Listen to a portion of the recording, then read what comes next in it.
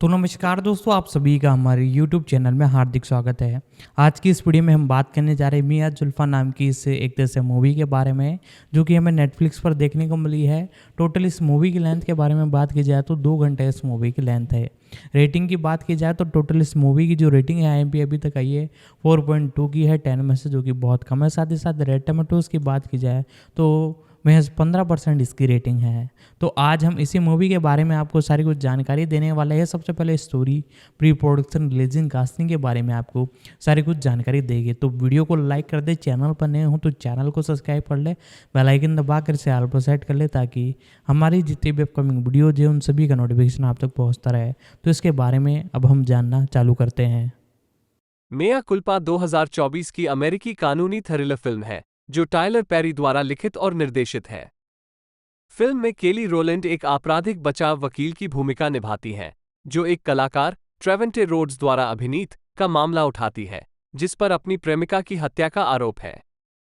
Film में scene सागर, निक सागर, रॉन्ड्रिको ली, Shannon Thornton और Angela Robinson भी हैं। ये फिल्म नेटफ्लिक्स द्वारा 23 फरवरी 2024 को रिलीज की गई थी।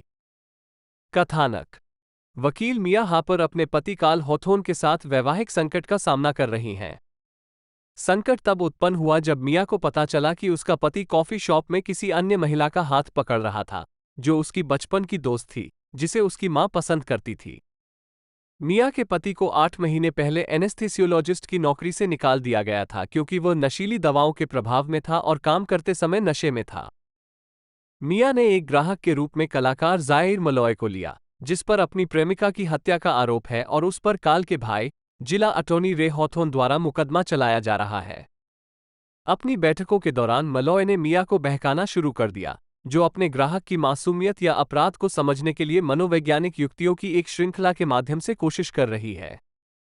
स्थिति से परेशान मिया मलॉय के साथ अधिक से अधिक संपर्क में आती है, जिससे वो खुद को बहकाने और मोहित होने का मौका देती है। जैसे ही फिल्म खुलती है, एक नया मोड़ आता है। कास्ट करें: केली रोलैंड मिया के रूप में, ज़ाइर के रूप में ट्रेवेंटे रोड्स, रे के रूप में निक सागर, शॉन सागर कल के रूप में, जिमी के रूप में रॉन्ड्रिको ली, चार्लीज के रूप में शैनन थॉर्नटन, अजालिया के रूप में केरी ओ मैली, जीना के रूप में एरियाना बैरोन, बॉबी के रूप में कॉनर वेल, रेनी के रूप में एंजेला रॉबिन्सन। उत्पादन: फरवरी 2023 में ये बताया गया कि केली रोलैंड टाइलर पेरी द्वारा लिखित, निर्मित और निर्देशित कानूनी थ्रिलर मेया कुल्पा का निर्माण और अभिनय करेंगी। 2-3 ट्रेवेंटे रोड्स, सीन सागर, निक सागर और रॉन्ड्रिको ली को भी कास्ट किया गया।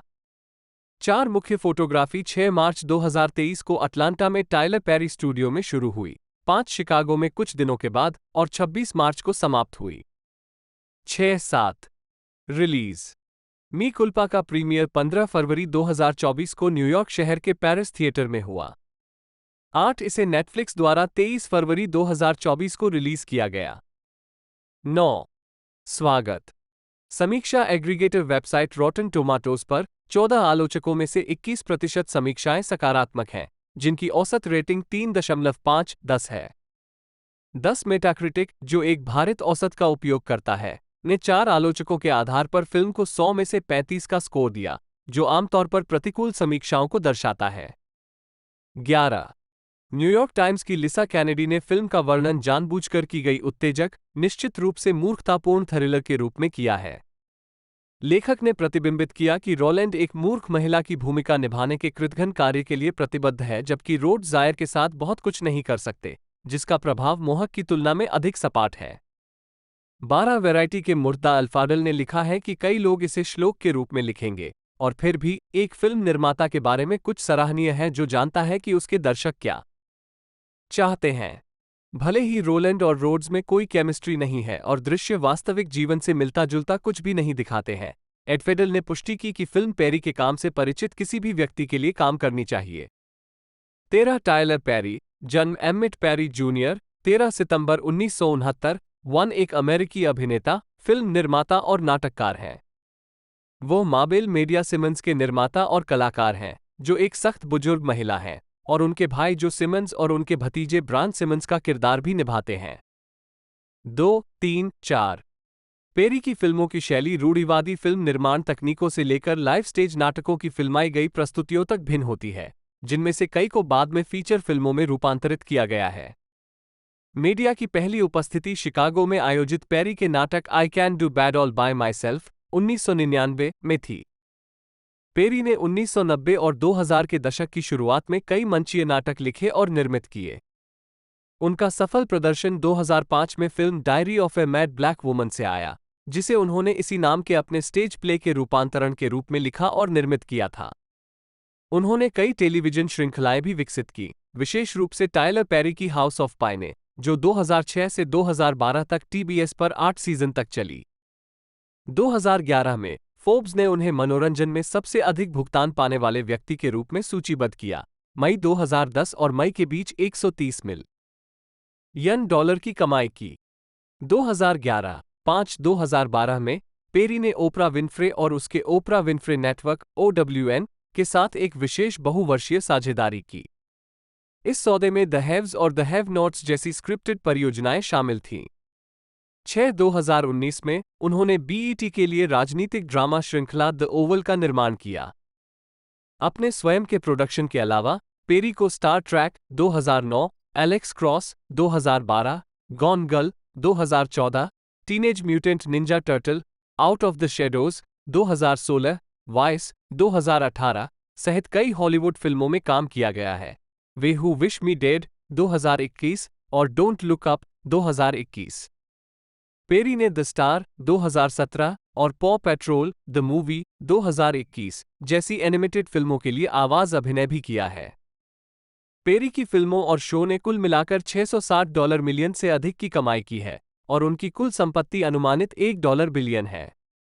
साथ व्यावसायिक सफलता के बावजूद उनकी प्रस्तुतियों को आलोचकों और विद्वानों से आलोचना मिली है, जो मानते हैं कि उनकी फिल्में अफ्रीकी अमेरिकियों के नकारात्मक या आक्रामक चित्रण को कायम रखती हैं। साथ ही आलोचनात्मक स्वागत भी काफी हद तक नकारात्मक है। 8-9-10-2020 में पेरी को टाइम की 100 सबसे प्रभावशाली लोगों की सूची में शामिल किया गया था। 11 और टेलीविजन कला और विज्ञान अकादमी से गवर्नर का पुरस्कार प्राप्त किया। इसके अतिरिक्त उन्हें 2021 में अकादमी पुरस्कारों से जीन हशॉल्ट ह्यूमैनिटेरियन अवार्ड मिला और अगले वर्ष उन्हें black music and entertainment walk of fame में शामिल किया गया। 12. प्रारंभिक जीवन। टायलर पेरी का जन्म न्यू ऑर्लियंस, लुइसियाना में एमिट पेरी जूनियर के रूप में विली मैक्सिन पेरी, नी कैंपबेल और एमिट पेरी सीनियर एक बढ़ई के घर हुआ था। 13 उनके 3 भाई बहन हैं। 14 पेरी के बचपन को पीछे मुड़कर देखने पर जीवित नरक के रूप में वर्णित किया गया। 15 उनके पिता के विपरीत उनकी मां उन्हें हर हफ्ते चर्च ले जाती थी, जहां उन्हें एक निश्चित आश्रय और संतुष्टि का एहसास होता था। 15-16 साल की उम्र में अपने पिता से दूरी बनाने के प्रयास में उन्होंने अपना पहला नाम कानूनी तौर पर एमिट से बदलकर टायलर रख लिया। कई वर्षों बाद फिल्म प्रीशियस देखने के बाद पेरी को पहली बार यह खुलासा करना पड़ा कि 10 साल की उम्र में एक दोस्त की मां ने उसके साथ छेड़छाड़ की थी। 16 इससे पहले भी 3 लोगों ने उसके साथ छेड़छाड़ की थी और बाद में उसे पता चला कि पिता ने दोस्त से की थी छेड़छाड़। 17 पेरी द्वारा लिए गए डीएनए परीक्षण से संकेत मिला कि एमिट सीनियर पेरी के जैविक पिता नहीं थे। 18 जबकि पेरी ने हाई स्कूल पूरा नहीं किया, उन्होंने सामान्य शैक्षिकी विकास GED अर्जित किया। 1920 के दशक की शुरुआत में द ओपरा विनफ्रे शो के एक एपिसोड को देखते हुए उन्होंने किसी को लेखन के कभी-कभी चिकित्सीय प्रभाव का वर्णन करते हुए सुना, जो लेखक को अपनी समस्याओं का समाधान करने में सक्षम बनाता है। इस टिप्पणी ने उन्हें लेखन में अपना करियर बनाने के लिए प्रेरित किया। उन्होंने जल्द ही खुद को पत्रों की एक श्रृंखला लिखना शुरू कर दिया, जो संगीतमय I know I have been changed का आधार बन गया। 20 करियर स्टेज। 1990 के आसपास पेरी अटलांटा चली गईं, जहां 2 साल बाद पहली बार एक सामुदायिक थिएटर में I know I have been changed का प्रदर्शन किया गया, जिसे 22 वर्षीय पेरी की $12,000 2022 में $26,879 के बराबर की जीवन बचत से वित्तपोषित किया गया था। 21 नाटक में बाल शोषण और बेकार परिवारों जैसे मुद्दों को संबोधित करते हुए क्षमा, गरिमा और आत्म मूल्य के ईसाई विषयों को शामिल किया गया था। संगीत को शुरू में तारकीय से भी कम स्वागत मिला और यह वित्तीय विफलता थी। 22 पेरी कायम रहे और अगले 6 वर्षों में उन्होंने संगीत को बार बार दोहराया, हालांकि कमजोर समीक्षा जारी रही। 1998 में 28 साल की उम्र में वो नाटक को फिर से तैयार करने और अटलांटा में, पहले हाउस ऑफ ब्लूज में, फिर फॉक्स थिएटर में इसे पुनर्स्थापित करने में सफल रहे। पेरी ने नए मंच प्रस्तुतियों का निर्माण जारी रखा, तथाकथित चिटलिन सर्किट पर उनके साथ दौरा किया, जिसे अब शहरी थिएटर सर्किट के रूप में भी जाना जाता है, एक और अफ्रीकी अमेरिकी दर्शकों के बीच एक बड़ा, समर्पित अनुयायी विकसित किया। 2005 में फोर्ब्स ने बताया कि उन्होंने $100 मिलियन से अधिक के टिकट, $30 मिलियन के अपने शो के वीडियो और अनुमानित $20 मिलियन का सामान बेचा था, और प्रत्येक वर्ष उनके द्वारा निर्मित 300 लाइव शो में औसतन 35,000 लोग भाग लेते हैं। लोग एक सप्ताह 21 फिल्म। पेरी ने अपनी पहली film diary of a mad black woman को वित्तपोषित करने के लिए अपने स्टेज प्रोडक्शन की टिकट बिक्री से $5.5 मिलियन अमेरिकी डॉलर का बजट जुटाया, 23 जिसने 16% अनुमोदन रेटिंग हासिल करते हुए घरेलू स्तर पर 56 मिलियन अमेरिकी डॉलर की कमाई की। फिल्म समीक्षा वेबसाइट रॉटेन टोमाटोज पर 24 पेरी ने अपनी अगली फिल्म मेडियास फैमिली रियूनियन का रूपांतरण के साथ निर्देशन की शुरुआत की और अपनी बाद की सभी मीडिया फिल्मों का निर्देशन किया है। अपने शुरुआती सप्ताहांत 24-26 फरवरी 2006 को मेडियास फैमिली रियूनियन $3 मिलियन के साथ बॉक्स ऑफिस पर नंबर 1 पर रही। अंततः फिल्म ने $65 मिलियन की कमाई की। पेरी और उनके सह कलाकारों ने द ओपरा विनफ्रे शो में फिल्म का प्रचार किया। डायरी की तरह मीडिया की लगभग सारी कमाई संयुक्त राज्य अमेरिका में हुई है। 25 पेरी की अगली लायंसगेट परियोजना डैडीज लिटिल गर्ल्स में गैब्रियल यूनियन और इदरीस एल्बा ने अभिनय किया और 14 फरवरी 2007 को संयुक्त राज्य अमेरिका में रिलीज हुई। इसने $31 मिलियन अमेरिकी डॉलर से अधिक की कमाई की। 26 पेरी ने अपनी अगली film why did I get married का लेखन, निर्देशन, निर्माण और अभिनय किया। 12 अक्टूबर 2007 को रिलीज हुई। यह उस सप्ताहांत 21.4 मिलियन अमेरिकी डॉलर की कमाई के साथ पहले नंबर पर रही। यह मोटे तौर पर उनके इसी नाम के नाटक पर आधारित है। फिल्मांकन 5 मार्च 2007 को ब्रिटिश कोलंबिया के व्हिस्लर में शुरू हुआ, जो वैंकूवर के उत्तर में एक रिजॉर्ट शहर है। फिर अटलांटा चला गया, जहां पेरी ने अपना स्टूडियो खोला था। जैनेट जैक्सन, शेरोन लील, जिल स्कॉट और ताशा स्मिथ फिल्म में दिखाई दिए। पेरी की 2008 की फिल्म मीट द ब्राउन्स 21 मार्च को रिलीज हुई, सप्ताहांत में $21 मिलियन अमेरिकी डॉलर की कमाई के साथ दूसरे नंबर पर रही। 27 द फैमिली दैट प्रीज 12 सितंबर 2008 को शुरू हुई और इसने 37.1 मिलियन अमेरिकी डॉलर से अधिक की कमाई की।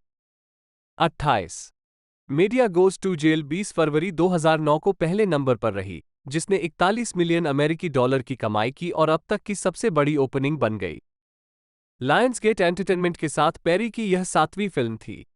निर्देशक जे अब्राम्स के अनुरोध पर 29/2009 में भी पेरी ने स्टार ट्रैक में स्टारफ्लीट अकादमी कमांडेंट एडमिरल बार्नेट, जो 8 मई को शुरू हुई।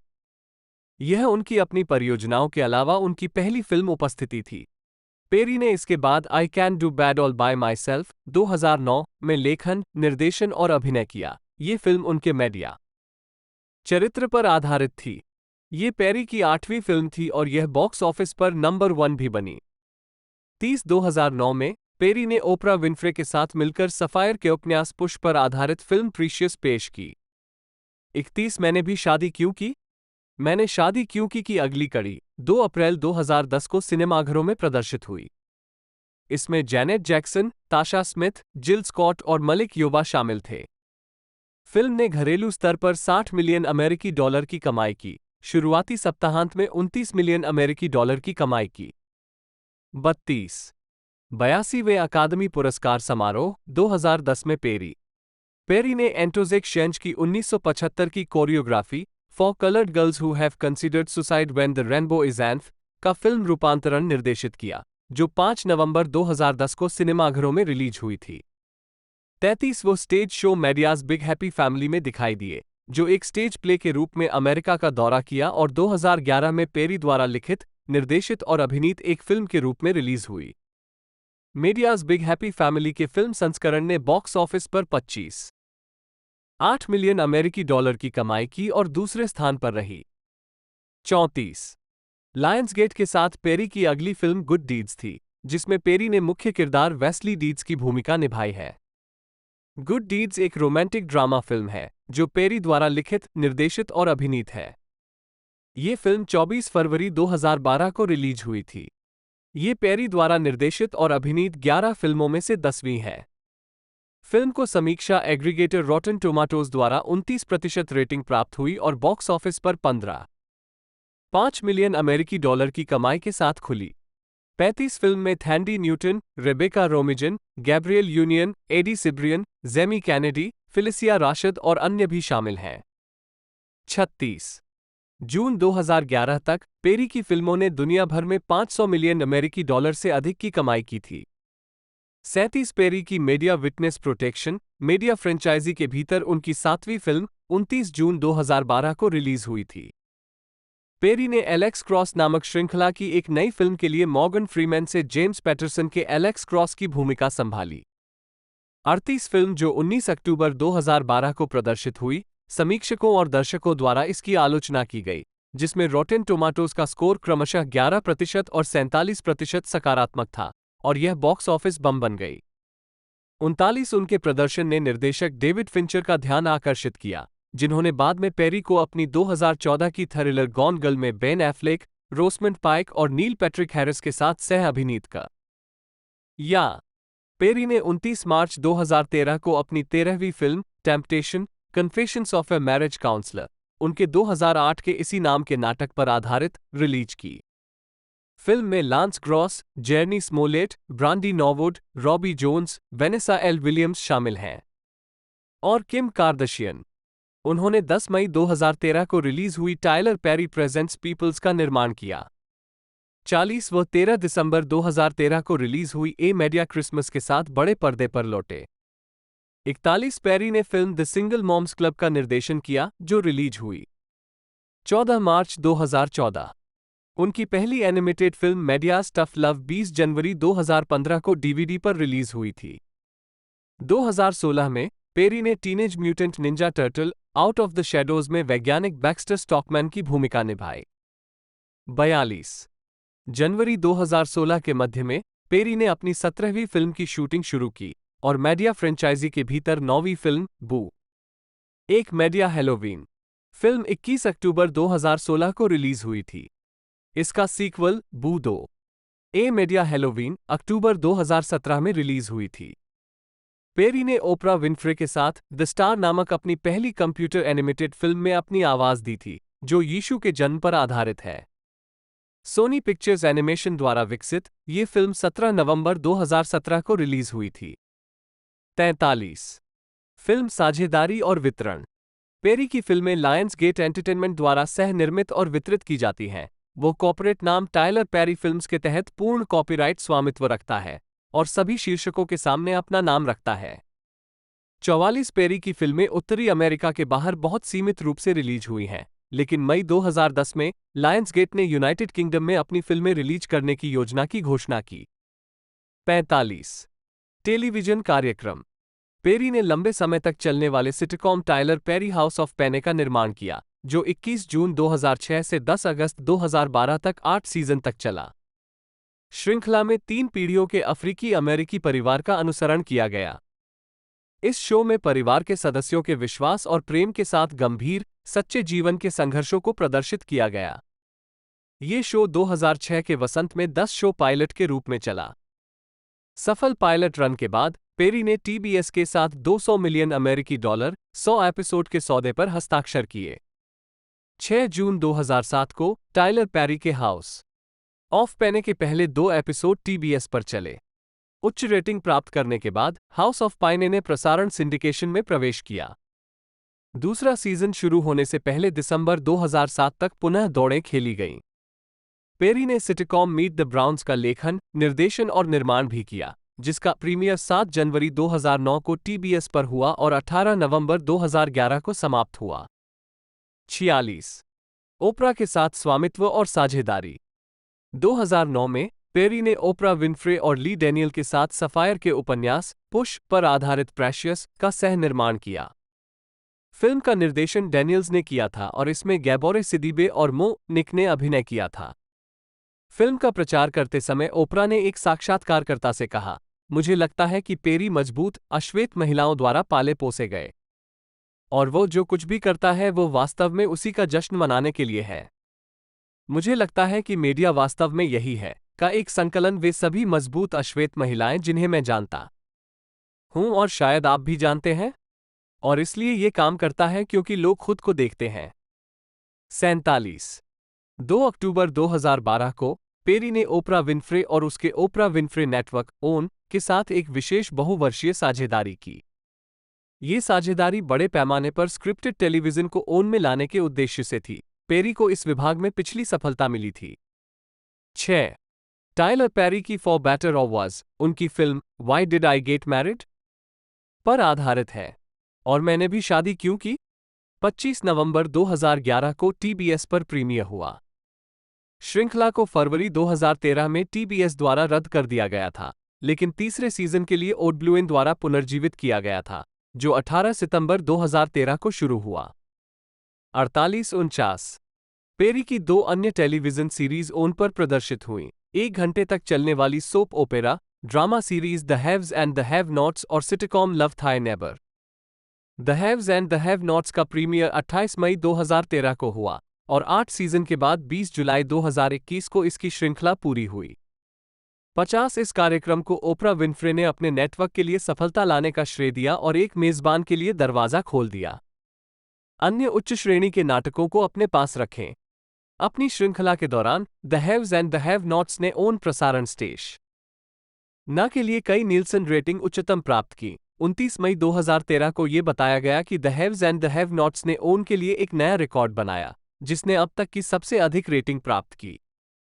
नेटवर्क पर एक श्रृंखला के प्रीमियर के लिए 51-52 लव थाई नेबर ने the Haves and the Have knots के बाद ओन पर किसी श्रृंखला के प्रीमियर के लिए अब तक की दूसरी सबसे अधिक रेटिंग हासिल की। 53 the Haves and the Have knots ने 8 साल की श्रृंखला के दौरान ओन को अपनी उच्चतम रेटिंग दी। 54 कार्यक्रम को ओडब्ल्यूएन की सबसे बड़ी सफलता की कहानियों में से एक के रूप में सराहा गया, जिसमें साबुन के मनोरंजन की साप्ताहिक खुराक विशिष्ट से भरी हुई थी, विश्वासघात मामले और चालाकी। 55 दोस्तों इस मूवी के बारे में बात की जाए तो मेनली आप इसे नेटफ्लिक्स पर देख पाओगे और टोटल एक तरह से रनिंग लेंथ की बात की जाए तो 120 मिनट है टोटल इस मूवी की रनिंग लेंथ है। साथ ही साथ इसे 23 फरवरी 2024 को एक तरह से रिलीज़ किया गया था नेटफ्लिक्स पर और साथ ही साथ इसकी मेन बेस जो लैंग्वेज है वो इंग्लिश है। बाकी नेटफ्लिक्स डब द्वारा इसे मल्टीपल लैंग्वेजों में डब किया गया है, हिंदी, इंग्लिश, तमिल, तेलुगु, कन्नड़, मलयालम सभी रीजनल लैंग्वेजों में भी इसे डब करके रिलीज़ किया गया है। बाकी और जानकारी आगे मैं आपको देता हूँ, तो वीडियो को लाइक कर दे और इसके बारे में आगे हम जानते हैं। राइटर्स गिल्ड ऑफ अमेरिका पश्चिम। Writers guild of America west ने राष्ट्रीय श्रम संबंध बोर्ड NLRB के साथ अनुचित श्रम अभ्यास के आरोप दायर किए, जिसमें आरोप लगाया गया कि पेरी की production company Tyler Perry studios ने यूनियन अनुबंध प्राप्त करने की कोशिश के प्रतिशोध में अक्टूबर 2008 में 4 लेखकों को गैरकानूनी रूप से निकाल दिया। 68 विवाद 1 महीने बाद सुलझ गया, जब TPSWGA हस्ताक्षरकर्ता बनने के लिए सहमत हो गया। 69 मनी टैक्स। 2009 की शुरुआत में पेरी ने एक टीवी स्पॉट चलाने के लिए मेम्फिस, टेनेसी में स्थित एक टैक्स तैयारी कंपनी मनी टैक्स के खिलाफ कानूनी कार्रवाई की धमकी दी, क्योंकि उन्हें लगा कि यह उनके काम की आक्रामक रूप से नकल है, विशेष रूप से मीडिया गोज टू जेल में। विज्ञापन में एक बड़े श्वेत पुरुष जॉन कोवान को दिखाया गया है, जिसका नाम मीडिया है। आपत्तिजनक विज्ञापन को प्रचलन से हटा दिया गया। 70 स्वागत। आलोचना। टाइलर पेरी की फिल्में गहन जांच के दायरे में आ गई हैं और कई जांचकर्ताओं ने दावा किया है कि उनकी फिल्मों में आक्रामक और नकारात्मक अफ्रीकी अमेरिकी रूढ़िवादिता है। लेखक डोनाल्ड बोगल ने एंटरटेनमेंट वीकली के साथ एक साक्षात्कार में कहा, मीडिया का पुराने प्रकार से संबंध है। वो जैसी है। यदि कोई श्वेत निर्देशक इस उत्पाद को पेश करता है तो काले दर्शक आश्चर्यचकित हो जाएंगे। 71 नेशनल पब्लिक रेडियो पर पेरी को लिखे एक खुले पत्र में पत्रकार जमीला लेमिक्स ने कैमरे के सामने और पीछे काले लोगों को काम देने के लिए पेरी को धन्यवाद देते हुए उनके शो मीट द ब्राउन्स और हाउस ऑफ पाइने की भी आलोचना की। अपने पत्र में उन्होंने कहा कि आपके दोनों शो विदूषक, नपुंसक काले पुरुषों और मूर्ख, भद्दी काली महिलाओं की पुरानी रूढ़िवादिता से चिन्हित हैं। जबकि उन्होंने उनके काम को उसके हास्य और आत्म मूल्य, प्रेम और सम्मान के सकारात्मक संदेशों के लिए नोट किया, उन्होंने बाद में निराशा व्यक्त की कि अफ्रीकी अमेरिकियों को बार बार अपनी एक ही छवि दी जाती है क्योंकि वे बेचते हैं। 72 लेमिक्स ने अपने प्रसिद्ध मीडिया चरित्र को खारिज करते हुए दावा किया कि उसके माध्यम से देश ने काले समुदाय के सबसे महत्वपूर्ण सदस्यों में से एक, मदर डियर, प्रिय कुलमाता पर हंसा है। हमारी माताएं और दादी उससे कहीं अधिक की हकदार हैं। जबकि उन्होंने आलोचकों की नकारात्मक टिप्पणियों को खारिज करने के लिए पेरी की सराहना की, लेमिक्स ने दावा किया कि कई काले लोगों ने आपके काम के बारे में वही दृष्टिकोण व्यक्त किया है जो श्वेत आलोचकों ने व्यक्त किया है, और उनसे आग्रह किया कि आलोचकों को नफरत करने वालों के रूप में खारिज करना बंद करें और समझें काले लोगों को नई कहानियों और नए कहानीकारों की जरूरत है। 72 स्पाइक ली टिप्पणियां। 2006 में पेरी की प्रशंसा करने के बावजूद निर्देशक स्पाइक ली ने 2009 में उनके काम की आलोचना करते हुए कहा, प्रत्येक कलाकार को अपने कलात्मक प्रयासों को आगे बढ़ाने की अनुमति दी जानी चाहिए, लेकिन मुझे अभी भी लगता है कि आज बहुत सारी चीजें हैं जो कूनरी बफूनरी हैं और काम पर प्रकाश डाला और जॉन सिंगलटन की सामग्री के साथ साथ मिरेकल एट सेंट अन्ना 2008 सहित उनका अपना काम, जो द्वितीय विश्व युद्ध के दौरान बफेलो सोल्जर्स के रूप में जाने जाने वाले अफ्रीकी अमेरिकी सैनिकों की वीरता को दर्शाता है। 73 जब पूछा गया कि क्या काले दर्शकों के बीच पेरी की सफलता सिर्फ काले अमेरिका को वह देने का परिणाम थी जो वे चाहते थे, ली ने जवाब दिया, इमेजिंग परेशान करने वाली है। अक्टूबर 2009 में 60 मिनट के एक साक्षात्कार के दौरान पेरी को उनके काम के बारे में स्पाइक ली की टिप्पणियों का एक उद्धरण पढ़ा गया और उन्होंने जवाब दिया, मुझे अपने प्रशंसक आधार के लिए वो आलोचना पढ़ना अच्छा लगेगा। इससे मुझे गुस्सा आता है। ये बहुत अपमानजनक है। इस तरह का रवैया हॉलीवुड को ये सोचने पर मजबूर करता है कि इन लोगों का अस्तित्व ही नहीं है, और यही कारण है कि उनके बारे में, हमारे बारे में बात करने के लिए कोई सामग्री नहीं है। पेरी ने यह भी कहा कि ये सभी पात्र चारा हैं, निंदनीय, आकर्षक, आपको हंसाने वाला चारा। मैं मीडिया को किसी बात पर थप्पड़ मार सकता हूं और ईश्वर, प्रेम, विश्वास, क्षमा, परिवार, इनमें से किसी के बारे में बात कर सकता हूं। 74 हिप हॉलीवुड के साथ एक साक्षात्कार में पेरी ने स्पाइक ली की टिप्पणियों का जवाब देते हुए उनसे कहा कि नरक में जाओ। 75 बूनडॉक्स और अटलांटा। पेरी को द बूनडॉक्स एपिसोड पॉज में धोखा दिया गया था। विंस्टन जेरोम का चरित्र एक पैरोडी पेरी है। एपिसोड में जेरोम का किरदार माँ ड्यूक्स है, जिसे वह पेरी के मीडिया के समान क्रॉस ड्रेसिंग द्वारा चित्रित करता है। 76 लॉस एंजल्स टाइम्स के ग्रेग ब्रेक्सटन ने पॉज को पेरी की सबसे तीखी सार्वजनिक आलोचनाओं में से एक बताया। इस प्रकरण ने कथित तौर पर पेरी को नाराज कर दिया, जिन्होंने टर्नर ब्रॉडकास्टिंग के साथ अपने संबंधों का पुनर्मूल्यांकन करने की धमकी दी, जिनकी उस समय नेटवर्क टीबीएस पर 2 श्रृंखलाएं थीं, टायलर पेरी की हाउस ऑफ पेने और मीट द ब्राउन्स। एपिसोड को प्रचलन से हटा दिया गया था। 77 डोनाल्ड ग्लोवर ने कथित तौर पर एफएक्स श्रृंखला अटलांटा में पेरी पर निशाना साधा था। एपिसोड का शीर्षक वर्क एथिक एक ट्वीट से आया है, जिसमें पेरी ने उस सीजन के लिए लिखी गई सभी स्क्रिप्ट का एक वीडियो पोस्ट किया था, जिसका शीर्षक था work ethic. Come on, let's go gate 2020। Episode में एक महिला और उसकी बेटी मिस्टर चॉकलेट नामक एक निजी और रहस्यमय व्यक्ति द्वारा संचालित टीवी स्टूडियो में पहुंचती है। मां को जल्द ही यह डर सताने लगता है कि मिस्टर चॉकलेट द्वारा उसकी बेटी का शोषण किया जाएगा। दर्शकों और आलोचकों ने तुरंत यह निष्कर्ष निकाला कि यह एपिसोड पेरी और अटलांटा में उनके स्टूडियो चलाने के तरीके पर व्यंग्य कर रहा था। 78-79 वल्च के इलेफ ओकांता ने अपनी समीक्षा लिखी, अटलांटा में पेरी के अपने 330 एकड़ के स्टूडियो की तरह मिस्टर चॉकलेट स्टूडियो कई साउंड स्टेज और कार्यालय स्थानों के साथ एक विशाल स्थान है, और इसमें जोड़ा गया अटलांटा और इसके कई आलोचक पेरी हमसे 2 प्रश्न पूछती है, क्या काले लोगों के रूप में हमें किसी भी चीज और हर चीज का समर्थन करना है जो काला है, और क्या पेरी का हमारे बारे में उथला चित्रण अच्छे से अधिक नुकसान पहुंचाता है। 80 लेखकों के कमरों की कमी। 6 जनवरी 2020 को पेरी ने इंस्टाग्राम पर एक वीडियो पोस्ट किया जिसमें उन्होंने खुलासा किया कि वह अपनी फिल्मों और टीवी शो के लिए राइटर्स रूम का उपयोग नहीं करते हैं और अपना काम खुद लिखना पसंद करते हैं। 81 उभरते हुए अश्वेत लेखकों को अवसर न देने के लिए पेरी को मनोरंजन के कई आउटलेट्स और हस्तियों से आलोचना मिली। उस महीने के अंत में पेरी ने एक साक्षात्कार में ये कहते हुए जवाब दिया कि WGA लेखकों और गैर संघ लेखकों दोनों के साथ काम करते समय उन्हें समस्याओं का अनुभव हुआ था।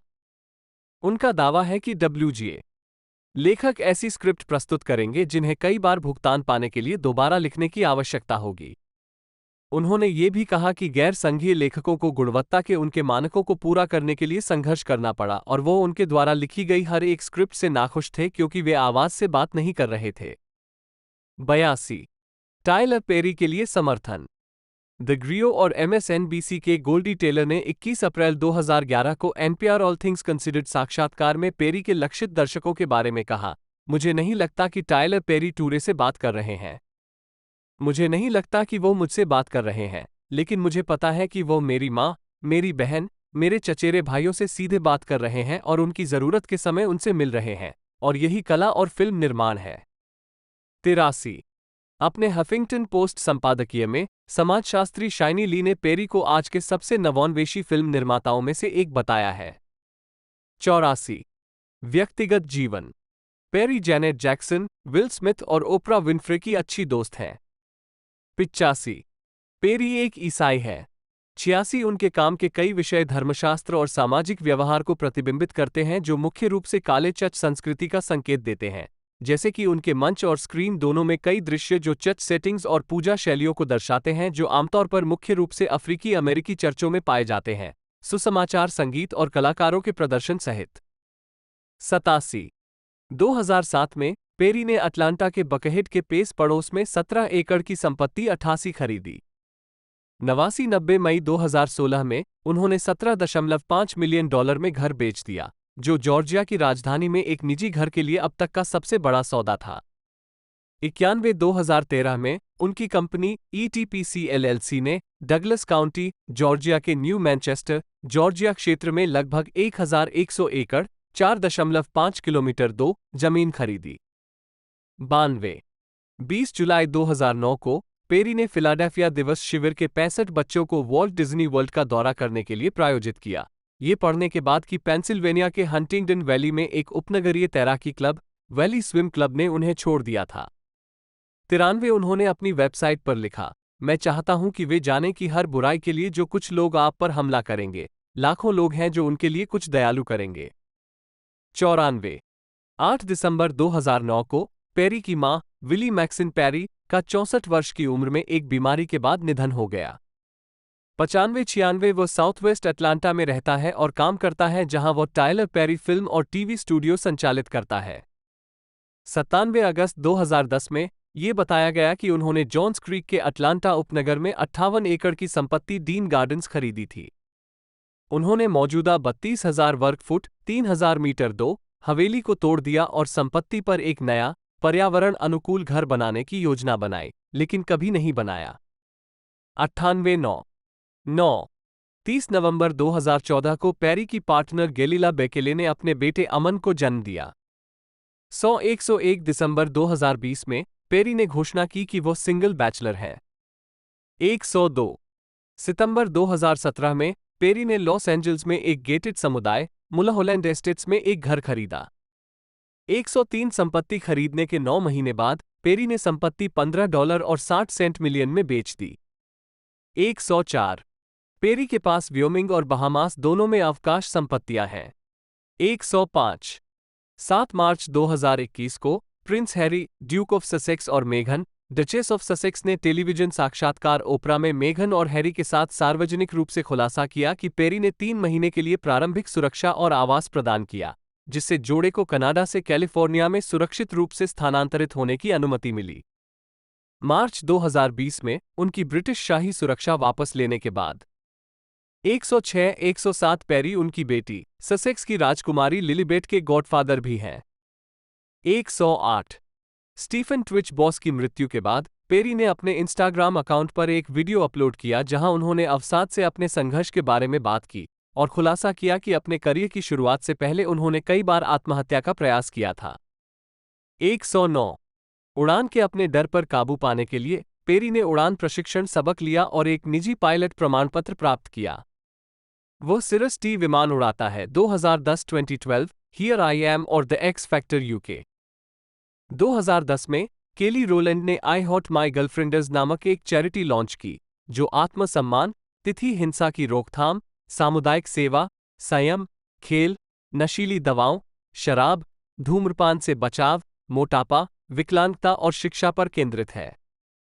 87 अप्रैल 2010 में रोलैंड ने ऑस्ट्रेलियाई शहरी उत्सव सुपरफेस्ट के लिए एकॉन, पिटबुल, सीन पॉल, जे सीन और ईव के साथ ऑस्ट्रेलिया का दौरा किया। 88 उस महीने के अंत में उनका गीत एवरीवेयर यू गो, जिसमें रिदम ऑफ अफ्रीका यूनाइटेड नामक अंतर्राष्ट्रीय कलाकारों का एक ऑल स्टार सुपरग्रुप शामिल था, को दक्षिण अफ्रीका में 2010 फीफा विश्व कप के लिए एमटीएन थीम गीत के रूप में जारी किया गया था। 89 अक्टूबर 2010 में American society of composers, others and publishers ASCAP ने दूसरे वार्षिक ASCAP presents women behind the music में रोलैंड को सम्मानित किया। यह एक ऐसा कार्यक्रम है जो संगीत उद्योग के सभी क्षेत्रों में महिलाओं को मान्यता देता है। 90 रोलैंड का पहला संकलन album walk the best of केली रोलैंड 25 अक्टूबर 2010 को जारी किया गया था, लेकिन चार्ट पर प्रभाव डालने में विफल रहा। 91 अप्रैल 2012 में सुपरफेस्ट के दौरान सिडनी में रोलैंड का प्रदर्शन।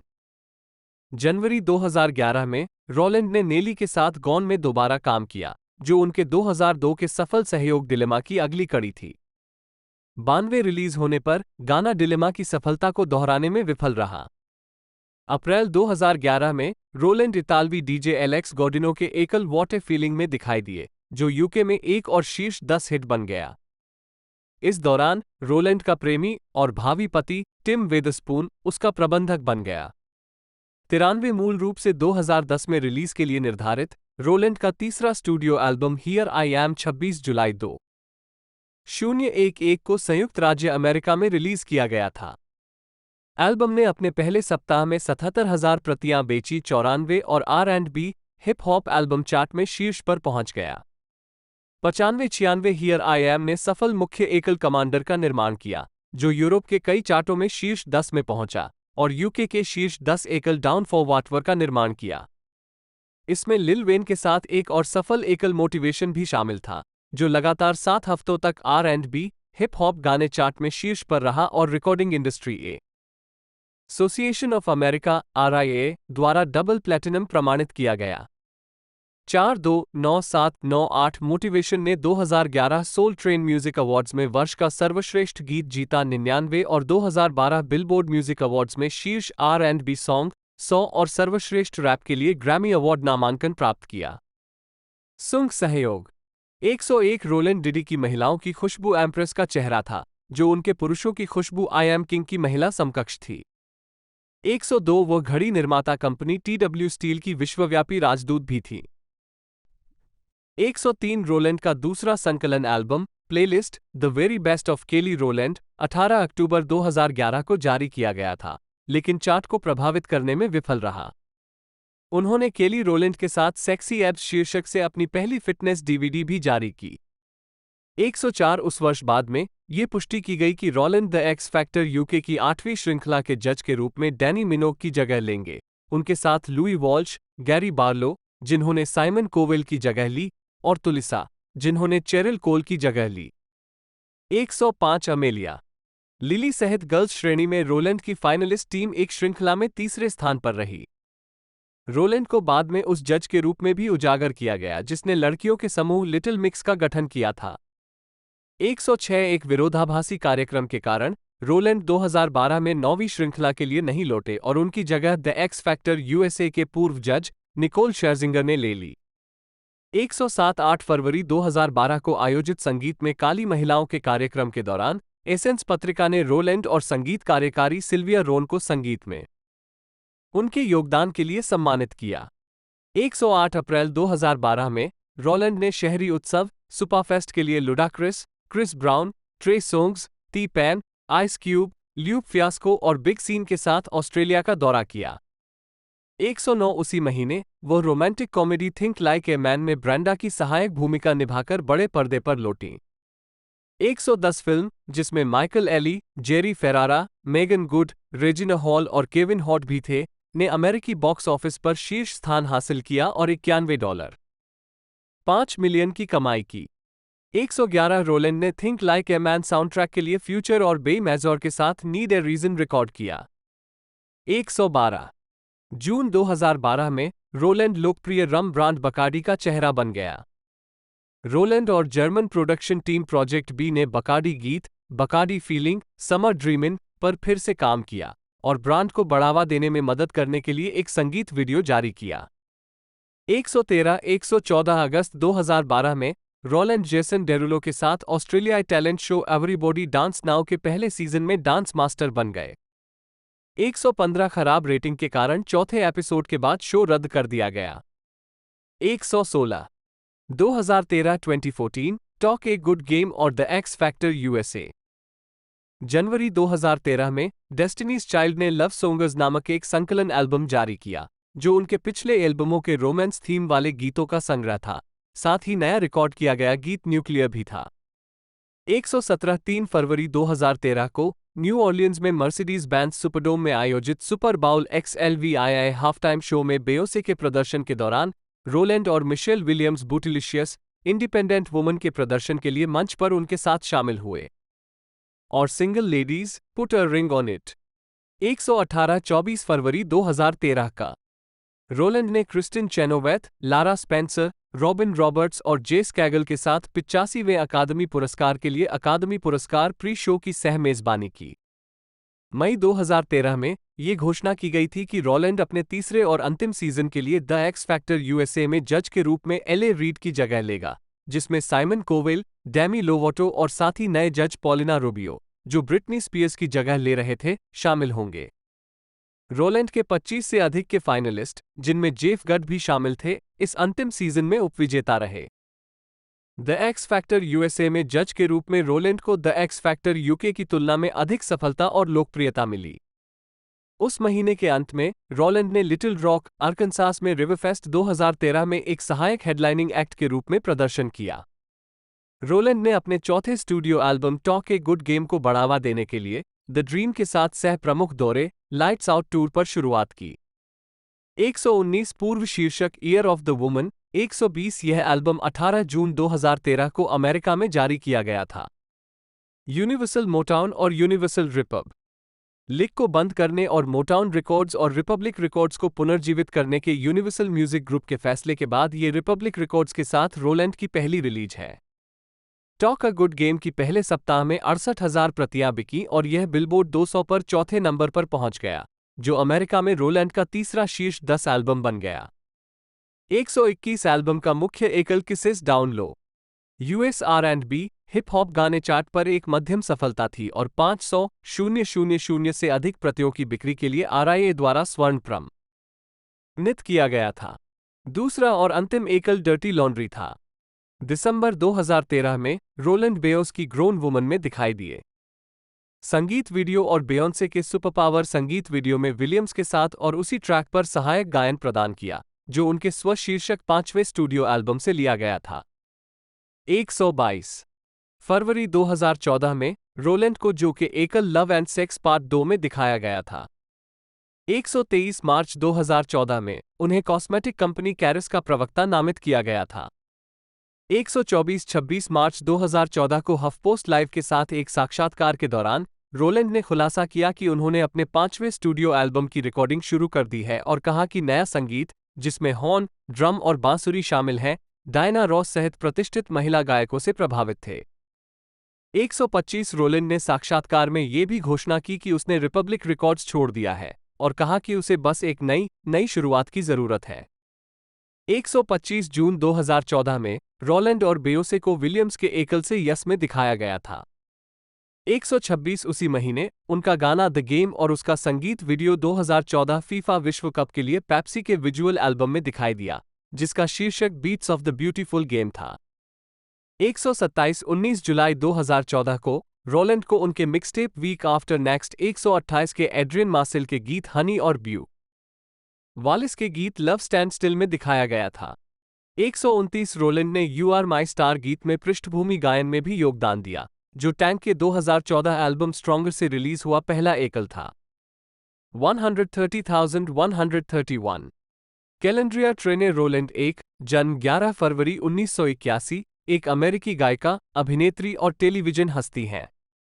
वो 1990 के दशक के अंत में डेस्टिनीज चाइल्ड के सदस्य के रूप में प्रसिद्ध हुईं, जो दुनिया के सबसे ज्यादा बिकने वाले लड़की समूहों में से एक है। समूह के 3 साल के अंतराल के दौरान रोलैंड ने अपना पहला एकल स्टूडियो एल्बम सिंपली डीप 2002 जारी किया, जो यूके एल्बम चार्ट पर नंबर 1 पर शुरू हुआ और दुनिया भर में इसकी 3 मिलियन से अधिक प्रतियां बिकी।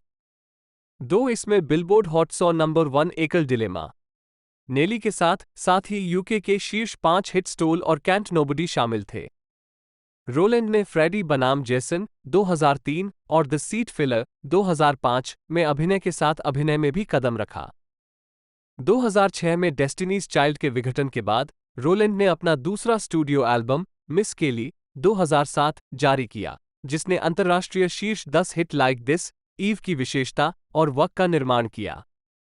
2009 में उन्होंने द फैशन शो के पहले सीजन की मेजबानी की और डेविड गुएटा के व्हेन लव टेक्स ओवर में अभिनय किया, जो कई देशों में चार्ट में शीर्ष पर रहा। इसकी सफलता ने रोलैंड को अपने तीसरे studio album here I am 2011 में इलेक्ट्रॉनिक नृत्य संगीत का पता लगाने के लिए प्रभावित किया, जिसने के शीर्ष 10 एकल कमांडर, डेविड गुएटा की विशेषता, डाउन फॉर वेयर और वॉट ए फीलिंग को जन्म दिया, साथ ही hit electro R&B single motivation, Lil Wayne की विशेषता। उनका चौथा studio album Talk a Good Game 2013 US Billboard 200 chart पर उनका तीसरा शीर्ष 10 एल्बम बन गया। Rowland the X factor UK 2011 के 8वें सीजन के साथ साथ द एक्स फैक्टर यूएसए 2013 के तीसरे सीजन में टेलीविजन जज थे। उन्होंने चेजिंग डेस्टिनी 2016 की मेजबानी करके अपने टेलीविजन करियर को जारी रखा है और द वॉइस ऑस्ट्रेलिया 2017-2020 में एक कोच के रूप में अभिनय किया है। रोलैंड को क्रमशः द एक्स फैक्टर यूके और चेजिंग डेस्टिनी में अपने कार्यकाल से लड़कियों के समूह लिटिल मिक्स और जून की डायरी बनाने का श्रेय दिया जाता है। अपने पूरे करियर में रोलैंड ने एकल कलाकार के रूप में 40 मिलियन से अधिक रिकॉर्ड बेचे हैं, 3 और डेस्टिनीज चाइल्ड के साथ अनुमानित 60 मिलियन रिकॉर्ड बेचे हैं। 4 उनके काम ने उन्हें कई पुरस्कार और नामांकन दिलाए हैं, जिनमें 5 ग्रैमी पुरस्कार, 1 बिलबोर्ड संगीत पुरस्कार और 2 सोल ट्रेन संगीत पुरस्कार शामिल हैं। रोलैंड को डेस्टिनीज चाइल्ड के हिस्से के रूप में हॉलीवुड वॉक ऑफ फेम पर एक स्टार भी मिला है और एक एकल कलाकार के रूप में उन्हें संगीत में उनके योगदान के लिए American society of composers, authors and publishers and essence द्वारा सम्मानित किया गया है। 2014 में फ्यूज ने रोलैंड को अपनी 100 सर्वाधिक पुरस्कार विजेता कलाकारों की सूची में 20वें स्थान पर रखा। प्रारंभिक जीवन। कैलेंड्रिया ट्रेने रोलैंड का जन्म 11 फरवरी 1981 को अटलांटा, जॉर्जिया में हुआ था। वह डोरिस रोलैंड गैरिसन 6 दिसंबर 1947, 2 दिसंबर 2014, 6-7 और क्रिस्टोफर लवेट की बेटी हैं।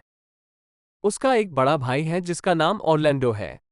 8 जब रोलैंड 6 साल की थी, तब उसकी मां ने उसके पिता को छोड़ दिया, जो एक शराबी था और वियतनाम युद्ध में सेवा करने के कारण post traumatic stress disorder PTSD से पीड़ित था, और रोलैंड उसके साथ चली गई। 9-10 जब रोलैंड 7 या 8 साल की थी, तो उसका परिवार ह्यूस्टन में स्थानांतरित हो गया। 11 जहां किसी समय वो साथी डेस्टिनीज चाइल्ड सदस्य बेयोसे के साथ रहने लगी और बेयोसे की मां टीना नोल्स को मामा ती कहा। 12 लगभग 1990 के दशक की शुरुआत में रोलैंड लड़की समूह गर्ल्स टाइम में बेयोसे, तामार डेविस और लाटाविया रॉबसन के साथ शामिल हो गया। 13 गर्ल्स टाइमे ने राष्ट्रीय स्तर पर प्रसारित होने वाले टैलेंट शो स्टार सर्च में प्रतिस्पर्धा की। 14 लेकिन स्केलेटन क्रू से प्रतियोगिता हार गई। 1-5-1-6-1-7 बेयोंसे के पिता मैथ्यू नोल्स ने लेटोया लकेट को जोड़कर सेक्सेट लाइनअप को एक चौकड़ी में बदल दिया और समूह का प्रबंधन करना शुरू कर दिया। 18 1995 में उन्होंने इलेक्ट्रा रिकॉर्ड्स के साथ अनुबंध किया, जिसने महीनों बाद उन्हें हटा दिया। 19 ड्वेन विगिन्स ने तब समूह के साथ काम करना शुरू किया और वे कुछ समय के लिए उसके लेबल पर हस्ताक्षरित हो गए। अंतिम उपनाम पर निर्णय लेने से पहले समूह ने कई नाम परिवर्तन किए, जिनमें डॉल्स, समथिंग फ्रेश, क्लिच और डेस्टिनी शामिल थे। 20 डेस्टिनीज चाइल्ड नाम के तहत समूह को कोलंबिया रिकॉर्ड्स द्वारा चुना गया था। उन्होंने उस समय के अन्य स्थापित R&B समूहों जैसे SWV, ड्रू हिल और इमेचर के लिए एक प्रारंभिक कार्य के रूप में प्रदर्शन जारी रखा। 21 करियर 1997-2001 डेस्टिनीज चाइल्ड यशायाह की बाइबल पुस्तक के एक अंश से लिया गया। 1997 में कोलंबिया रिकॉर्ड्स पर हस्ताक्षर करने के बाद समूह ने अपना नाम बदलकर डेस्टिनीज चाइल्ड रख लिया। 23 उसी वर्ष डेस्टिनीज चाइल्ड ने अपना प्रमुख लेबल पहला गीत किलिंग टाइम रिकॉर्ड किया 1997 की फिल्म मैन इन ब्लैक के साउंड ट्रैक के लिए। 24 उस वर्ष बाद में समूह ने अपना पहला एकल नहीं नहीं नहीं जारी किया और अगले वर्ष उन्होंने अपना स्वशीर्षक पहला एल्बम जारी किया। 16 एल्बम ने समूह को संगीत उद्योग में एक व्यवहारिक कार्य के रूप में स्थापित किया, मध्यम बिक्री अर्जित की और समूह को 3 soul train lady of soul पुरस्कार जीते। समूह 1999 में अपने बहु प्लेटिनम दूसरे album the writings on the wall को रिलीज करने के बाद प्रसिद्धि में आया। 25 इस एल्बम में समूह के कुछ सबसे प्रसिद्ध गाने शामिल थे जैसे bills bills bills, jump in और से माई नेम, जो उस समय उनका सबसे सफल गीत बन गया और उनके हस्ताक्षर गीतों में से एक बना रहेगा। से माई नेम ने 43वें वार्षिक ग्रैमी अवार्ड्स में युगल या समूह द्वारा गायन के साथ सर्वश्रेष्ठ R&B प्रदर्शन और सर्वश्रेष्ठ R&B गीत का पुरस्कार जीता। 26 the writings on the wall की दुनिया भर में 15 मिलियन से अधिक प्रतियां बिकी, 16 जो अनिवार्य रूप से उनका सफल एल्बम बन गया। 27-28 डेस्टिनीज चाइल्ड ने अपने विदाई संगीत कार्यक्रम के दौरे के दौरान अपने 2000 के हिट से माई नेम का प्रदर्शन किया, destiny fulfilled and love in it. अपनी व्यावसायिक सफलताओं के साथ साथ समूह बहुप्रचारित उथल पुथल में उलझ गया, जिसमें लकेट और रॉबसन द्वारा अनुबंध के उल्लंघन के लिए मुकदमा दायर करना शामिल था। यह मुद्दा तब और बढ़ गया जब मिशेल विलियम्स और फराह फ्रैंकलिन से माई नेम के वीडियो में दिखाई दिए, जिसका अर्थ था कि लकेट और रॉबसन को पहले ही बदल दिया गया था। प्रशंसकों को जल्द ही पता चला कि लकेट और रॉबसन को समूह से बर्खास्त कर दिया गया है। अंततः फ्रैंकलिन ने 5 महीने बाद समूह छोड़ दिया, 16 जैसा कि प्रचार कार्यक्रमों और संगीत कार्यक्रम के दौरान उनकी अनुपस्थिति से पता चलता है। उन्होंने अपने जाने का कारण समूह में व्याप्त नकारात्मक भावनाओं को बताया। अपने अंतिम लाइनअप पर समझौता करने के बाद तिकड़ी ने independent women part I release किया, जो 2000 की फिल्म चार्लीज एंजल्स के साउंड ट्रैक पर दिखाई दी। यह उनका सर्वश्रेष्ठ चार्टिंग एकल बन गया, जो लगातार 11 हफ्तों तक बिलबोर्ड हॉट 100 में शीर्ष पर रहा। 27 सफलता ने नई लाइनअप को मजबूत किया और उन्हें प्रसिद्धि दिलाई। 18 उसी वर्ष लकेट और रॉबसन ने अपने पूर्व बैंडमेट्स के खिलाफ अपना मामला वापस ले लिया, जबकि मैथ्यू के खिलाफ मुकदमा बरकरार रखा, जो सार्वजनिक अपमान को रोकने के लिए दोनों पक्षों के बीच सहमति के साथ समाप्त हुआ। उस वर्ष बाद में, जब डेस्टिनीज चाइल्ड अपना तीसरा एल्बम सर्वाइवर पूरा कर रहा था, रोलैंड अवंत के एकल सेपरेटेड के रीमिक्स पर दिखाई दिया। सर्वाइवर, जिसने बैंड में होने वाली उथल पुथल को प्रसारित किया, ने उसी नाम से अपना प्रमुख एकल प्रस्तुत किया, जो अनुभव की प्रतिक्रिया थी। 29 इस गीत ने युगल या समूह द्वारा गायन के साथ सर्वश्रेष्ठ R&B प्रदर्शन के लिए ग्रैमी पुरस्कार जीता। 30 हालांकि सर्वाइवर के विषयों के कारण लकेट और रॉबसन को अपना मुकदमा फिर से दायर करना पड़ा। कार्यवाही अंततः जून 2002 में तय की गई। 28 इस बीच एल्बम को मई 2001 में रिलीज किया गया, जो पहले सप्ताह में 663,000 प्रतियों की बिक्री के साथ यूएस बिलबोर्ड 200 पर नंबर 1 पर पहुंच गया। 31 आज तक सर्वाइवर की दुनिया भर में 12 मिलियन से अधिक प्रतियां बिक चुकी हैं, जिनमें से 40% से अधिक अकेले अमेरिका में बेची गईं। 32 इस एल्बम ने नंबर 1 हिट बूटिलिशियस को भी जन्म दिया, जिसमें रोलैंड ने मुख्य गायन गाया था।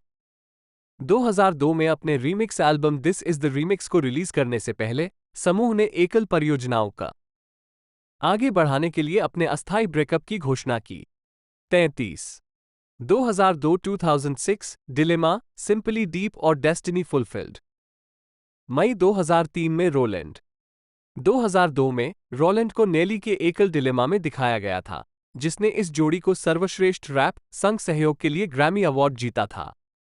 34 ये गाना साल के सबसे सफल एकल में से एक बन गया, जिसने संयुक्त राज्य अमेरिका सहित दुनिया भर के कई चार्टों में शीर्ष स्थान हासिल किया, जहां यह एकल कलाकार के रूप में रोलैंड का पहला नंबर 1 एकल बन गया, जिसकी दुनिया भर में 7.6 मिलियन से अधिक प्रतियां बिकी। 3-5-3-6-3-7 द गार्जियन की कैरोलिन सुलिवन ने लिखा कि गाने की सफलता के कारण रोलैंड अब केवल बेयोंसे का समर्थन करने वाला गायक नहीं रह गया है। 38 रोलैंड का पहला एकल एल्बम सिंपली डीप 22 अक्टूबर 2002 को अमेरिका में जारी किया गया था। Mark J Feist, Big Bert, Rich Harris और गायक ब्रांडी और सोलेज नोल्स के प्रोडक्शन योगदान के साथ एल्बम ने रोलैंड के एकल काम को एक वैकल्पिक संगीत मिश्रण में आगे बढ़ाया, जिसे रोलैंड ने एक अजीब सम्मेलन के रूप में वर्णित किया। थोड़ा सा साडे और थोड़ा सा रॉक। 3-9-4-0-1-1 सिंपली डीप ने बिलबोर्ड 200 पर 12वें नंबर पर और R&B hip hop album chart पर तीसरे नंबर पर शुरुआत की। पहले सप्ताह में 77,000 प्रतियां बिकी। 41 अंततः इसे recording industry association of America RIA द्वारा स्वर्ण प्रमाणित किया गया। 42 2013 तक सिंपली डीप 602,000 प्रतियों की बिक्री के साथ अमेरिका में रोलैंड का सबसे अधिक बिकने वाला एल्बम बना हुआ है। 41 अंतर्राष्ट्रीय क्षेत्रों में और भी बड़ी सफलता के साथ release simply deep UK album chart में शीर्ष पर रहा और ऑस्ट्रेलिया 43, कनाडा 44 और न्यूजीलैंड में सोना विक्रेता बन गया 45, जिसके परिणामस्वरूप दुनिया भर में कुल बिक्री हुई 2.5 मिलियन प्रतियां। 46 सिंपली डीप ने अंतर्राष्ट्रीय शीर्ष 10 एकल स्टोल और यूके शीर्ष 5 एकल कैन नॉट नोबडी प्राप्त किया। रोलैंड ने 2002 में यूपीएन सिटकॉम द ह्यूगलीज के चौथे सीजन में काली की आवर्ती भूमिका निभाते हुए अभिनय में बदलाव किया। 47 उन्होंने यूपीएन सिटकॉम ईव में क्लियो के रूप में और एनबीसी नाटक श्रृंखला अमेरिकन ड्रीम्स में मार्था रीव्स के रूप में अतिथि भूमिकाओं के साथ अगले वर्ष अपना अभिनय करियर जारी रखा। 48 अगस्त 2003 में रोलैंड ने स्लेशर फिल्म फ्रेडी बनाम जेसन में रॉबर्ट एंगलैंड और मोनिका कीना के साथ किया वॉटरसन की सहायक भूमिका निभाकर बड़े पर्दे पर अपनी शुरुआत की, जिसने दुनिया भर में बॉक्स ऑफिस पर $114.5 मिलियन की कमाई की। 49-50 बैंकॉक, थाईलैंड में MTV एशिया अवार्ड्स 2006 में रेड कार्पेट पर केली रोलैंड। जुलाई 2005 में रोलैंड ने romantic comedy the seat filler में डुआने मार्टिन और शेमार मूर के साथ अभिनय किया, जिसने दुनिया भर में $17.9 मिलियन की कमाई की। 51 उन्होंने जेनेल नामक एक पॉप स्टार की भूमिका निभाई, जो एक पुरस्कार शो की सीट भरने वाले व्यक्ति के प्यार में पड़ जाती है, जिसे वो गलती से एक हाई प्रोफाइल मनोरंजन वकील समझ लेती है। 52 3 साल के अंतराल के बाद, जिसमें व्यक्तिगत एकल परियोजनाओं पर ध्यान केंद्रित करना शामिल था, रोलैंड डेस्टिनीज चाइल्ड के अंतिम स्टूडियो एल्बम डेस्टिनी फुलफिल्ड के लिए बेयोंसे और मिशेल विलियम्स के साथ फिर से जुड़ गए, जो 15 नवंबर 2004 को रिलीज हुआ। 53 यह एल्बम बिलबोर्ड पर नंबर 2 पर पहुंच गया। 200 और शीर्ष 5 एकल लूज माई ब्रीथ और सोल्जर को जन्म दिया, जिसमें टीआई और लिल वेन शामिल हैं। 54 अगले वर्ष डेस्टिनीज चाइल्ड ने एक विश्वव्यापी संगीत कार्यक्रम destiny fulfilled and love in it की शुरुआत की। 11 जून को बार्सिलोना, स्पेन में यूरोपीय दौरे के आखिरी पड़ाव के दौरान रोलैंड ने घोषणा की कि वे दौरे के उत्तरी अमेरिकी चरण के बाद समाप्त हो जाएंगे। 55 डेस्टिनीज चाइल्ड ने 25 अक्टूबर को अमेरिका में अपना पहला संकलन एल्बम नंबर 1 जारी किया, जो बिलबोर्ड 200 में नंबर 1 पर पहुंच गया। 28 मार्च 2006 को डेस्टिनीज चाइल्ड ने हॉलीवुड वॉक ऑफ फेम पर एक स्टार स्वीकार किया। 56 2005 में तूफान कैटरीना के बाद रोलैंड और बेयोंसे ने सर्वाइवर फाउंडेशन की स्थापना की, जो ह्यूस्टन, टेक्सास क्षेत्र में पीड़ितों और तूफान से निकाले गए लोगों के लिए संक्रमणकालीन आवास प्रदान करने के लिए स्थापित एक धर्मार्थ संस्था है। सर्वाइवर फाउंडेशन ने ह्यूस्टन शहर में एक बहुउद्देशीय सामुदायिक आउटरीच सुविधा, Knowles Rowland centre for youth के परोपकारी मिशन का विस्तार किया। 57 रोलैंड और बेयोंसे ने किटन सेरा के सहयोग से all that I am looking for शीर्षक से अपनी आवाज दी। ये गाना द कैटरीना CD एल्बम में प्रदर्शित हुआ, जिसकी आय रिकॉर्डिंग आर्टिस्ट्स फॉर होप संगठन को दी गई। 58 रोलैंड ने 2006 में यूपीएन सिटकॉम गर्लफ्रेंडर्स के छठे सीजन में टैमी हैमिल्टन की भूमिका निभाते हुए टेलीविजन पर वापसी की। रोलैंड को शुरू में उम्मीद थी कि उनका 3 एपिसोड का कार्यकाल एक बड़ी आवर्ती भूमिका में विस्तारित होगा, लेकिन जैसे ही शो को अगले वर्ष CW टेलीविजन नेटवर्क में स्थानांतरित कर दिया गया, वापसी की योजना अंततः कहीं नहीं गई। 59 2007-2009 सुश्री केली और वेन लव टेक ओवर। 2007 में सुश्री केली टूर के दौरान रोलैंड ने प्रदर्शन किया। जून 2007 में केली रोलैंड ने अपने दूसरे एकल एल्बम मिस केली के प्रचार के लिए मिस केली टूर की शुरुआत की। 5 दिवसीय दौरे में यूरोप, उत्तरी अमेरिका, अफ्रीका और एशिया का दौरा किया गया। सुश्री केली को 3 जुलाई 2007 को संयुक्त राज्य अमेरिका में रिहा कर दिया गया। मूल रूप से माई स्टोरी शीर्षक से एल्बम का पहला संस्करण वास्तव में जून 2006 में रिलीज के लिए निर्धारित किया गया था, लेकिन रोलैंड, उनके प्रबंधन और कोलंबिया रिकॉर्ड्स ने एक अलग वाइब के साथ एक संस्करण को फिर से काम करने के लिए एल्बम को अंतिम समय में बंद करने का फैसला किया, क्योंकि गायिका ने इस पर विचार किया था। अंतिम ट्रैक सूची बहुत मध्य गति और गाथा गीत से भरी हुई। 59-60 रोलैंड ने अंततः एल्बम पर सहयोग करने के लिए अतिरिक्त निर्माताओं से परामर्श किया, जिनमें बिली मान, मिस्टो और पिज्जी, सीन गैरेट, स्कॉट स्टॉर्च और पोलो दा डॉन शामिल थे। 61 इसके रिलीज होने पर सुश्री केली ने बिलबोर्ड 200 पर छठे नंबर पर और R&B hip hop album chart पर नंबर 2 पर शुरुआत की। पहले सप्ताह में 86,000 प्रतियों की बिक्री हुई।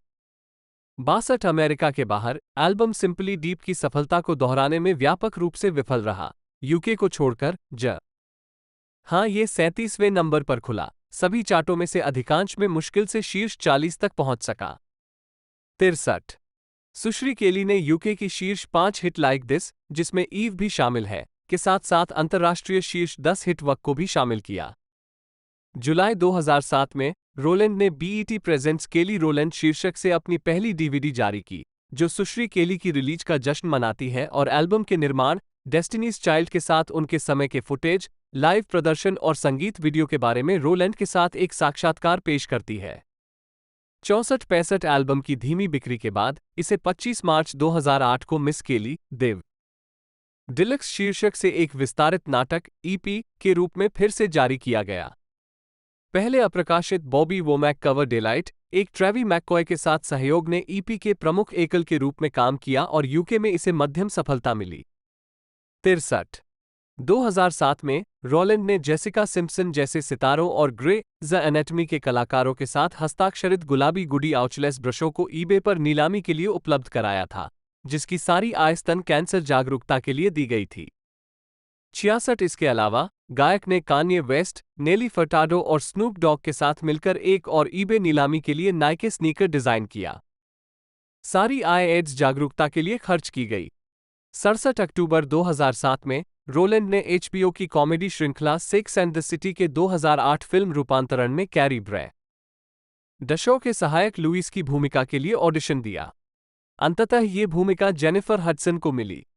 68 2 महीने बाद Rowland NBC talent show clash of the choice के पहले सीजन में Michael Bolton, Patti LaBelle, Nick Lachey और ब्लेक शेल्टन जैसे अन्य संगीतकारों के साथ एक गायक मंडली के रूप में दिखाई दिए। रोलैंड का गायक मंडल प्रतियोगिता में 5वें स्थान पर रहा। 69 और क्लैश ऑफ द क्वाइस दूसरे सीजन में वापस नहीं आया। डेविड गुएटा और रोलैंड 2009 में लंदन में ऑरेंज रॉक कॉर्प्स में प्रदर्शन करते हुए। 2008 में रोलैंड आधिकारिक तौर पर MTV के स्टेइंग अलाइव फाउंडेशन के लिए एक राजदूत बन गया, जिसका उद्देश्य HIV और एड्स से पीड़ित लोगों के खिलाफ कलंक को कम करना है। 70 उन्होंने चैरिटी को बढ़ावा देने के लिए तंजानिया और केन्या में परियोजनाओं का दौरा किया और बीमारी के बारे में जागरूकता बढ़ाने के लिए अफ्रीका में HIV परीक्षण कराया। 71 2009 में रोलैंड ऑन एयर PSA की एक श्रृंखला के लिए युवाओं को स्थानीय स्वयंसेवा के अवसरों से जोड़ने के लिए MTV के मंच सर्व MTV.com से जुड़ा। बेघरों से जूझने से लेकर गरीब इलाकों को सुंदर बनाने से लेकर वेलों को बचाने तक रोलैंड के साथ Cameron Diaz, will i am और सीन किंगस्टन जैसे लोग भी शामिल हुए, क्योंकि वे उन मुद्दों पर चर्चा करते हैं जिनका वे स्वेच्छा से समर्थन करते हैं और युवाओं से आग्रह करते हैं कि वे नागरिक निर्माण में अपने दोस्तों के साथ शामिल हों। सेवा उनकी जीवनशैली का हिस्सा है। 72 उसी वर्ष उन्होंने अस्थि मज्जा अभियान का नेतृत्व किया। 73 और प्रिंस ट्रस्ट की सहायता के लिए रिवर आइलैंड के लिए टी-शर्ट बनाने के लिए साथी गायकों अलीशा डिक्सन और पिक्सी लोट के साथ शामिल हुई, जिससे होने वाले मुनाफे से युवा जीवन को बदलने में मदद मिलती है।